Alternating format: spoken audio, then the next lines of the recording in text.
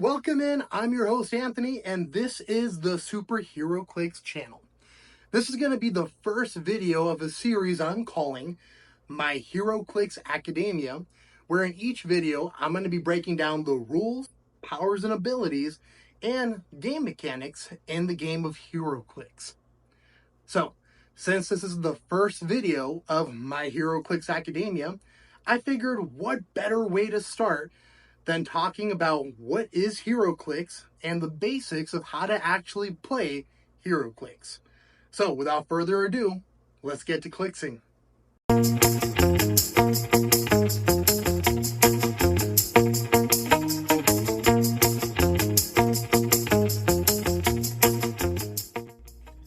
What is Heroclix? In a nutshell, Heroclix is a fun tabletop game with miniature figurines that require strategy, execution of that strategy, and a little luck. It's kind of like a combination of chess and the board game Risk. It all centers around your Heroclix. You essentially build a team of some of your favorite characters, usually from Marvel and DC, all with unique powers and abilities, and face off against your opponent's force. I'm not going to lie to you and tell you it's simple. It is a little complicated, and there's no way you're going to understand all of the ins and outs in one go. Heroclix is an ever-growing and evolving game, so there's always new things to learn. But that's part of the fun. Learning what playstyle suits you the best, how to combine the many game mechanics into your strategy, and hoping the luck of the dice is on your side is what makes Heroclix a great game to play with your friends. So, what is a Heroclix? This is a Heroclix. Each Heroclix comes on top of a black base or dial that clicks when they take damage or heal, hence the name Heroclix. You'll notice that printed on the base are a bunch of different symbols. These symbols and the numbers next to them represent your character stats. They show things like how fast they can move, how hard they can hit, and how much damage they can deal. Also, each Heroclix comes with a character card. This shows you everything you need to know about your character, such as their name, keywords, entire dial so you could easily reference your character stats, and their powers and abilities, represented by these white symbols and the colors on their dial. These powers and abilities can modify your character stats or let them do special things out of the norm. However, there are a lot of them, so we'll leave those for future videos. In the meantime, you can access the powers and abilities card through the link in the video description. This breaks down how to use each standard power. Now, let's dive into the basics of the dial and card. Let's start with the speed symbol. This shows you how many squares you can move. So let's look at this on a standard Heroclix map. As you can see, it has squares on it just like chess. So if we look at Superman's speed symbol, we can see that he can move up to 10 squares in any direction he chooses. Next is his attack symbol. When you want to attack a character, you would roll 2 6-sided dice and add that to the value next to his attack symbol. This represents Superman's chances of hitting an opposing character. So, let's say Superman is attacking Doomsday. I roll my dice and add what I roll to my printed attack value. And bam, we get our attack total. Next is the defense symbol. The defense value is what you compare your attack total to see if you hit or not. So, Doomsday's defense is a 20, and Superman's attack is an 11, meaning we have to roll at least a 9 to hit Doomsday. As long as your attack total equals or is greater than your opponent's defense, you hit. So, since Superman hit Doomsday, we can now deal some damage. This is your damage symbol. The number next to it shows how much damage we are dealing an opposing character. So, Superman deals 4 damage, meaning we need to click Doomsday's dial 4 times. So now, he would be on click 5. Next, there are a lot of characters that can attack from range. Take Magneto here, for example. The number here is his range value. meaning he can target and attack a character from up to 6 squares away. When counting range, you always start from an adjacent square. The thunderbolts next to this number indicate how many characters he could target at the same time. So, let's see how this works. Magneto is fighting the X-Men yet again, and he is surrounded. They are all within his range of 6. However, since he can only target a max of 2, since he has 2 thunderbolts, he chooses to target Beast and Angel. We roll the dice, add it to our attack value, and compare it with your opponent's defense values, and deal some damage. Now, Magneto could deal 5 damage, so he chooses to deal all 5 to one character and none of the other, or he can split it up, dealing 3 to Beast, 2 to Angel, or vice versa. So, now that we've gone over the basics of the dial and card, how do you build your force? You will first decide on how many points your force can be. 300 points is usually a pretty common place to start. Then, each character you choose has an assigned point value. For example, Crypto here can be played at 80 or 50 points. Depending on what value you choose, he will start off at a different spot on his dial. Now that your team is assembled, let's get into how to set up the game. To start, both you and your opponent roll a pair of dice. Whoever rolls higher gets to decide if they want to go first or choose map. If you go first, you get to choose what side of the map you start on. The first row is your starting area. This is where you set up all your characters. Both players will have first turn immunity in their starting area for their first turn, meaning they cannot be targeted or attacked by opposing characters until their first turn has ended. Now that we're all set up, it's time to take action. Actions are how you play the game of Heroclix. You are allowed to take one action for every 100 points of your team's build. So, if you are playing a 300 point game, you have 3 actions you could take every turn. Each time you take an action, you must assign your character an action token. Your character can only have 2 action tokens before they must clear or rest a turn. There are 5 different action types you can take. The first one is a move action. This allows you to move a character up to their speed value. The second is a close action. This allows you to make a close attack.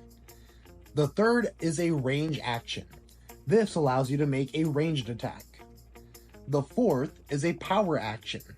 This is a special type of action that a character can only take if they have a power or ability that allows them to do so. And the fifth is free actions.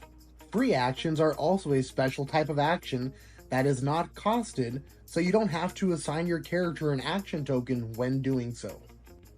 Now that we've gone over how to actually move an attack and take an action in Heroclix, let's go over the phases of a turn. There are 4 phases for every turn. Phase number 1, beginning of turn. Only things that specifically say they happen during the beginning of a turn can happen during this phase. Phase 2, action phase. This phase is where most of the game happens. All of the actions we spoke about before can only be activated during this phase of your turn. The action phase ends when the active player decides to end their turn. Phase number 3, end of turn. Only things that specifically say they happen during the end of your turn can happen during this phase. And phase 4, clear phase. During this phase, any character that did not receive an action token this turn must clear. After a player has cleared their action tokens, all effects with a duration that would end before the next player's turn ends, and it is now the next player's turn. Now let's go over the map. There are a ton of cool different maps you can battle it out on, but here are the important things for you to know. Each map will have a different landscape of terrain you can interact with. Number 1, blocking and walls. This is highlighted by either brown or black borders. This type of terrain represents things like massive boulders, statues, or walls, and is impossible to move or target through. This terrain can be destroyed by having a character take a close or range action against it. They must be able to deal 3 damage. When they destroy blocking, it then becomes hindering terrain. Number 2, hindering terrain. This terrain is highlighted by squares with green borders. This kind of terrain usually represents some sort of tree or debris that makes it harder for your opponent to target you. You are able to move through it normally. However, if you are taking a range action where your line of fire crosses the path of hindering terrain, or target someone who is occupying a square of hindering terrain, the target would modify their defense by +1. Number 3, elevated terrain. The last type of terrain that really affects the battlefield is elevated. It is highlighted by a red border. This represents an area that is higher up than the rest of the map, like maybe a building or cliff. When a character moves across the red line of elevated terrain, they must end their movement, unless they are moving from a square with a transition indicator into the next square connected to it. Characters are only able to take close actions against opposing characters occupying a square connected to their square by a transition indicator. Last, characters may make ranged attacks from one elevation to the other if it is within line of fire. For example, if you are occupying a lower square of elevation and try to target an opposing character on the rim of elevated terrain, you could do so.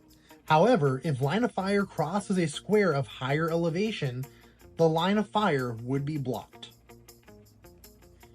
Here are some notable game terms. Knockback. Some powers and abilities will allow you to hit your opponent so hard they get knocked back.